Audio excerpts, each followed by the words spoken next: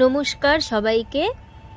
আজকে আমি তোমাদের সাথে একটি নিরামিষ খিচুড়ি আর নিরামিষ সোয়াবিনের তরকারি শেয়ার করব। তাহলে চলো সবাই মিলে দেখি কিভাবে এই দুটো করে। প্রথমেই দেখো আলুগুলো কেটে নিয়েছে আর ওগুলো ভালো করে ধুয়ে নিল।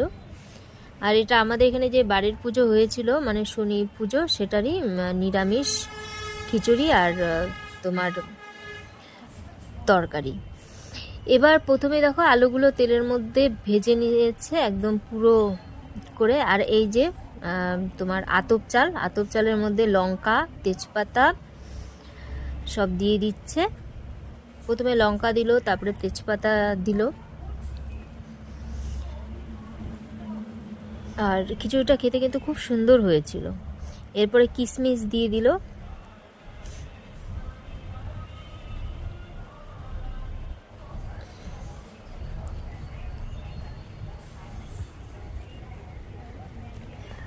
তারপরে চুনো কি বাদাম বলে এটাকে, কি বলে যেন, কাঠ বাদাম বলে মনে হয়, ছোট ছোট যে বাদামগুলো হয় সেগুলো।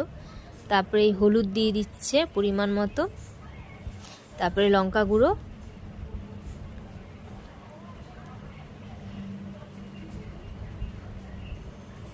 জিরে গুঁড়ো, ধনিয়া গুঁড়ো সমস্তটা এর মধ্যে দিয়ে তারপরে এটাকে হাত দিয়ে সুন্দর করে মাখিয়েছিল আর কি। এই লবণ পরিমাণ মতো,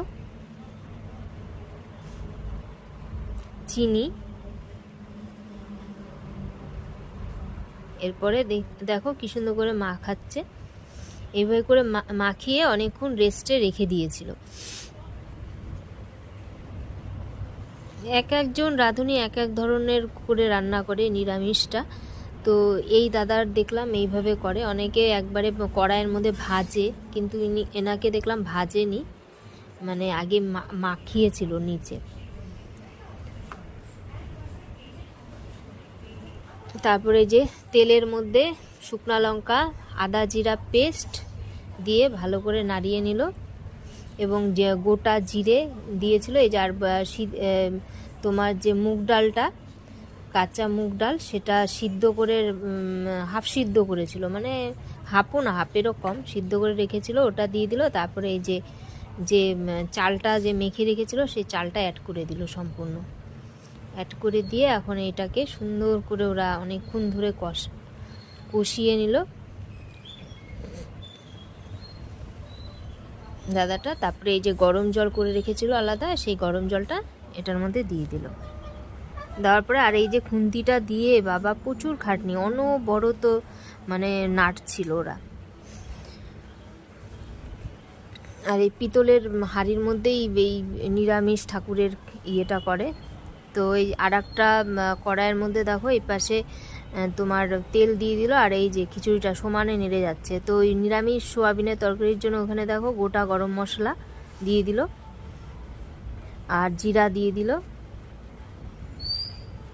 তো এত তেল ছিটছিল আর এত ঝাঁজ যে আমি সামনে যে মানে একটু অসুবিধাই হচ্ছিল, পিছনে চলে আসছিলাম বারবার করে।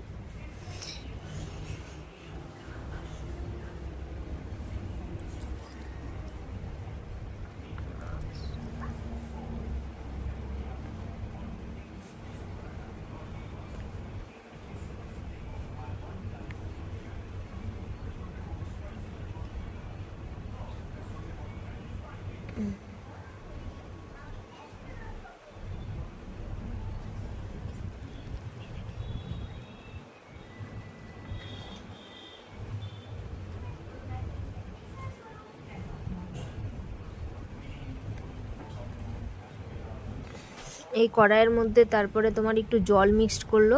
জল মিক্সড করার পরে কড়াইয়ের মধ্যে তোমার যেই মশলাগুলো থাকে, তোমার জিরা, ধনিয়া, হলুদ, লবণ সমস্ত, একটু চিনি সমস্ত অ্যাড করে ওটা অনবরত নাড়তে লাগলো। আর ওই খিচুড়িটা যে ওটা কিন্তু সব সময় হাত দিয়ে ওটা চালিয়ে যাচ্ছিল যাতে নিচে লেগে না যায়, পরিমাণ মতো জল দিয়ে।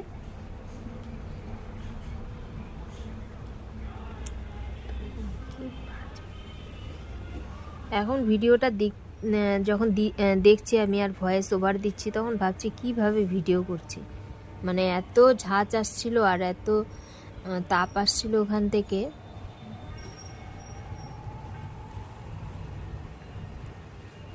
ডালটা কি একবারে খিচুড়ি করছিল, পরে আরও 3 কড়াই খিচুড়ি করছিল, এই জন্য ডালটা দেখো গরম জলের মধ্যে ভিজিয়ে রেখেছিল ওরা।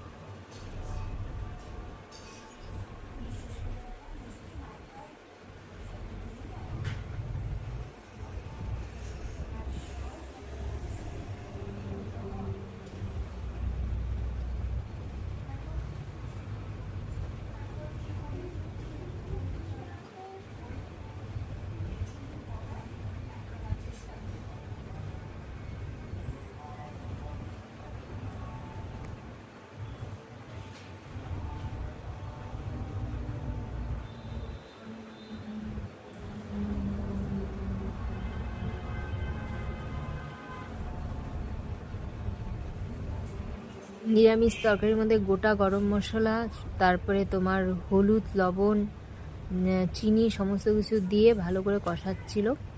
কষানোর পর এটা হচ্ছে চালমগজ বাটা, চালমগজ বাটাটা দিয়ে দিল। দেওয়ার পরে আবার কিছুক্ষণ নাড়াচ্ছিল, একটু ধুয়ে জলটাও দিয়ে দিল, দিয়ে বেশ কিছুক্ষণ কষিয়ে নিচ্ছিল।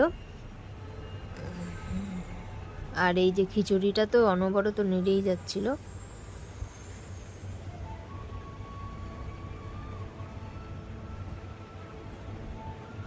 তারপরে যে সোয়াবিনগুলো যেগুলো তোমার জলের মধ্যে ধুয়ে মানে উঠিয়ে রেখেছিল ওরা সাইডে, ওই সোয়াবিনটা অ্যাড করে দিল।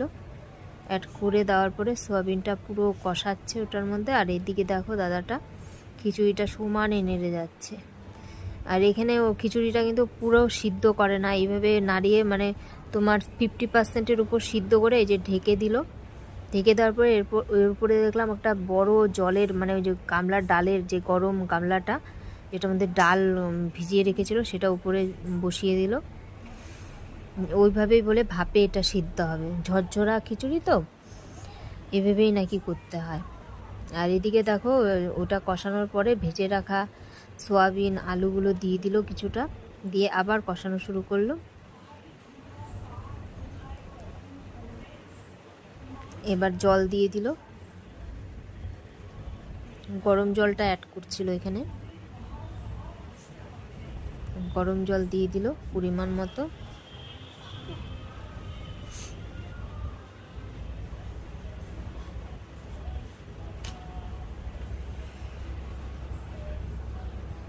এবার কিছুক্ষণ নাড়ালো, নাড়িয়ে তারপরে রেখে দিল। এটা হতে এই তরকারিটা হতে বেশি টাইম লাগে না, কিন্তু এই যে খিচুড়ি।